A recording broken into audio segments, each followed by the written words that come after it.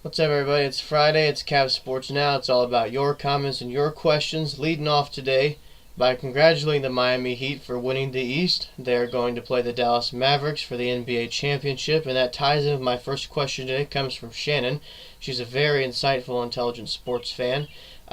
What do you think about the Heat making it to the finals? I think it's pretty historic, considering as a lot of the guys that were on the team last year.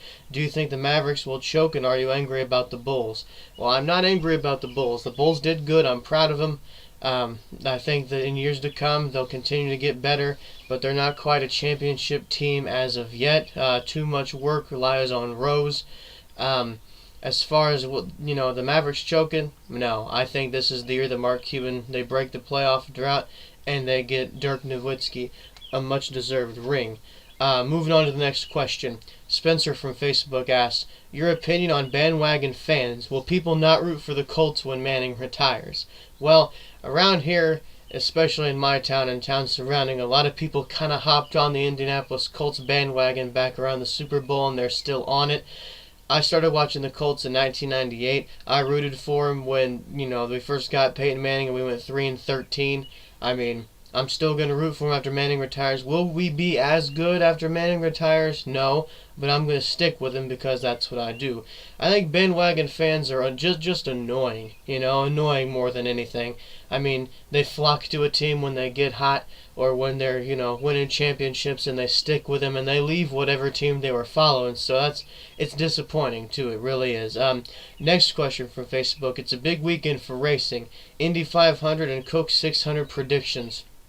Well, I'm going to make a wild prediction on the Indy 500. I'm going to say that Helio Castroneves wins his fourth, becoming only the fifth man to ever do so, and the fourth man to do it in IndyCar racing, the other being Jeff Gordon in Sprint Cup racing at the track. Coke 600 predictions. I'm going to say this is the year that Jimmy Johnson takes back his house and wins the Coke 600, I think for his fourth time it'll be.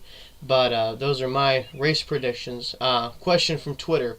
What's the worst fan base in all of sports? I got a lot of love for Philadelphia, but I gotta say, the Philadelphia fans, these are the same people that threw rocks at Santa Claus during the Christmas Eve game a couple years back. They don't have a lot to be happy about except the Phillies, so at least that might help the situation a little bit, but I still got to give it to Philadelphia. Another question. What's the longest contract in sports? Well, I looked to a throwback up from 1981. The Lakers signed Magic Johnson to a 25-year contract back in 1981, and I guess that turned out good for him. More recently, Ilya Kovalchuk, in hockey, he's a wing, signed a 17-year contract with the New Jersey Devils, and that won't be up until he's 44 years old, so that's a pretty lengthy contract. Next question, will Shaq return?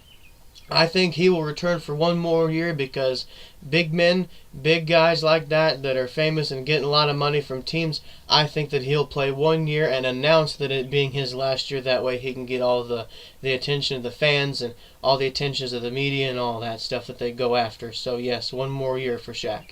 Now this one's from Veronica. 19-inning Phillies game. What are your thoughts on that? Well, the Phillies won a 5-4 game against the Reds the other night. Infielder Wilson Valdez was the winning pitcher. The man started third base at the start of the game and ended up being the winning pitcher. PTI's Mike Wilbon and Tony Kornheiser kind of downplayed and said it wasn't that big a deal. I disagree. I think it's awesome that a man that started third base on your team can be the winning pitcher should he be needed in a game. I think that says a lot about the Phillies organization and just how good of a team they really have. Charlie Manuel doesn't get near the credit he deserves. But yeah, I think it's awesome. Fans at Citizen Bank, Park got treated to 3 extra hours of baseball. The game went over 6 hours, and Ibanez hit a sac fly to end the game. So I think that's good for baseball and good for the Phillies. Next question: what should be Kyle Busch's punishment for going 128 miles an hour in a 45 zone? And no, I'm not making that up. That happened. Well, when I got caught speeding for not near as much as that, I lost my license for 3 months. So being as he was going almost 100 mile an hour is over the limit. I'd say he should lose his license for at least a year. I mean, you can't let guys get away with stuff like that. 10 mile an hour over, I can see you getting away with it, but not this. This is ridiculous. Somebody ought to smack that boy. I mean, I don't know what went through his head, whether he thought he was on the NASCAR track or something, but there are a lot of pedestrians out there, especially in the big city Charlotte area. Somebody could have seriously got killed, and he needs to be heavily punished for that. It's ridiculous. Next question. The Lakers signed Mike Brown. Is that a good move? I think it's a great move. This is the same guy that took the Cavaliers to the 2007 NBA Finals. I mean, he's a good, tough guy. He's very intelligent, and yes, he had LeBron, but still, taking a team to the Finals, now he's got the Lakers. I think that he will do good as the Laker coach, and I think that all Lakers fans can now breathe easy on that. Now, this is the hardest question that I've received yet, and I'm glad I received it. This is from Riley from Facebook, and he says, who's a better shooter, Larry Bird or Reggie Miller? So, I respected this question and pulled up all the stats. So here you go, Riley. Larry Bird scored 21,719 points. Reggie Miller, 25,279. Larry Bird's two-point field goal percentage, 49.6. Reggie Miller's, 47.1. Larry Bird's three-point percentage, 37.6. Now, these are all career. Reggie Miller's, 39.5. Free throws, Larry Bird, 88.6. Reggie Miller, 88.8. Claim to fame, Larry Bird won 3 three-point shootout contests and hit his first 11 threes once before he missed. Obviously, Reggie Miller, I think that anybody that watched basketball around my age remembers the 8 points in 8 seconds versus the Knicks in the playoffs. That was huge for the Pacers. Bird was average height for a forward. He's about 6'9". He could not jump at all, and he was setting picks and screens for his guards most of the time. But when Bird shot, he usually always had a man in his face. Reggie, 6'7", high leaping ability. He was a guard. He was getting picks and screens set for him. He shot a lot of open shots. Both are incredible. Both are, the greatest of, all time. They're right up there. But I'll tell you what, Reggie Miller is the best shooter since I've been watching basketball, but the greatest shooter of all time is Larry Bird. So there you go.